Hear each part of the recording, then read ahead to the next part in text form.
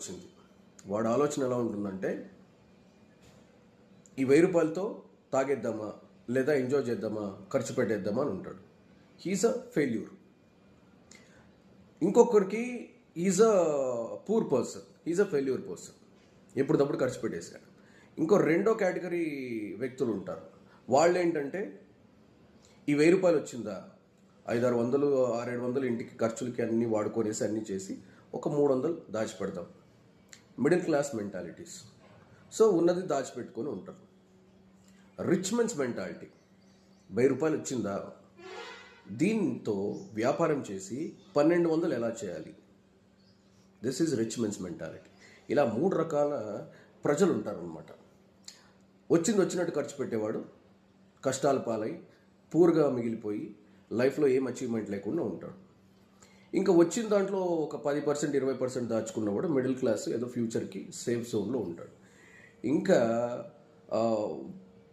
వచ్చిన డబ్బుతో రిస్క్ చేసి ఇంకో 1000 రూపాయలని 1200 ఎలా చేయాలి, 1500 ఎలా చేయాలి అనుకున్నవాడు బిగ్ బిజినెస్ మ్యాన్, కరోడ్పతి అవుతాడు. సో ఇలా అన్ని విషయాల్లో 3 టైప్ ఆఫ్ కేటగిరీ పీపుల్ ఉంటారు. కొంతమంది ఎలా పడితే అలా తినేస్తారు, కొంతమంది పద్ధతిగా తింటారు, కొంతమంది ఫుల్ స్ట్రిక్ట్గా హెల్తీ ఫుడ్డే తింటారు. సో ఇలా అన్ని విషయాల్లో మన డిసిషన్ మేకింగ్ మీద ఉంటుంది, మనం వెళ్ళే విధానంలో ఉంటుంది. ఆయన పాలమ్మాడు, పూలమ్మాడు, మేబీ ఆ 1000 రూపాయలు పెట్టుబడి పెట్టి ఇంకో చేసి ఉంటాడు. ఈ పాలమ్మే పూలమ్మే ఆయన వచ్చిన 1000 రూపాయలు తాగి ఖర్చు పెట్టేసి ఉంటాడు. సో అది మనం వెళ్ళే పద్ధతిగా వెళ్ళే రూట్లో ఉంటుంది, డిసిషన్ మేకింగ్లో ఉంటుంది, మనం చేసే విధానంలో ఉంటుంది. కష్టాలు అందరికీ ఒకటే. సూర్యుడు రోజు వస్తున్నాడు, చీకటి ఉంది, తీపి ఉంది, చేదు ఉంది, ఉప్పు ఉంది, కారం ఉంది, అన్నీ అందరూ అదే కదా తింటున్నారు.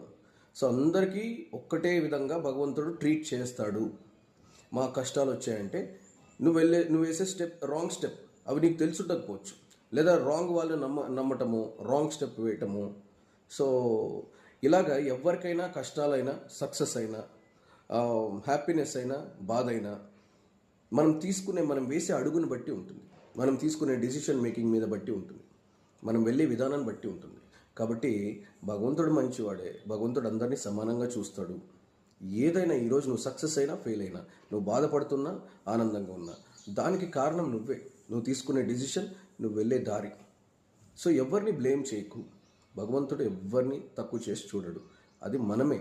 మనం ఏదైనా ఈరోజు కష్టపడుతున్నామా, ఈరోజు బాధపడుతున్నామా, దానికి ఎక్కడ రాంగ్ స్టెప్ వేసాం, ఆ తప్పు తెలుసుకొని సరిదిద్దుకొని ముందుకెళ్తే that is what success and that is what happiness.